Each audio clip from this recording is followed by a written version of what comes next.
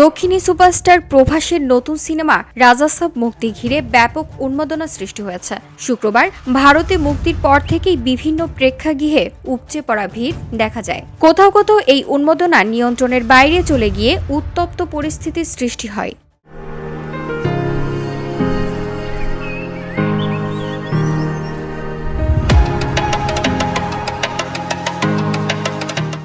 নির্ধারিত মুক্তির আগেই অন্ধ্রপ্রদেশ ও তেলেঙ্গানায় প্রিমিয়ার শোর আয়োজন করা হয়। তবে সরকারি অনুমতির কাগজপত্র দেরিতে পৌঁছানোয় শেষ মুহূর্তে কয়েকটি শো বাতিল করা হয়। এতে ক্ষুব্ধ হয়ে ওঠেন ভক্তরা। দীর্ঘ সময় হলের বাইরে অপেক্ষা করেও কোনো স্পষ্ট ঘোষণা না পাওয়ায় পরিস্থিতি আরও উত্তপ্ত হয়ে ওঠে।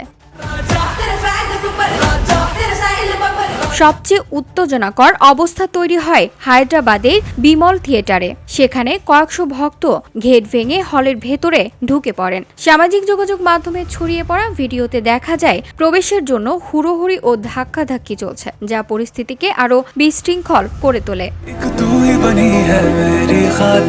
তেলেঙ্গানার কুকাটপল্লী এলাকায় একটি থিয়েটারেও একই ধরনের পরিস্থিতি দেখা যায়। সেখানে ভক্তরা প্রধান ফটকে ধাক্কাধাক্কি শুরু করলে নিরাপত্তা ব্যারিকেড ভেঙে যায়।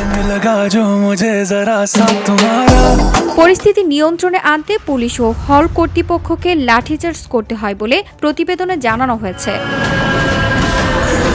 VOD Bangla news desk.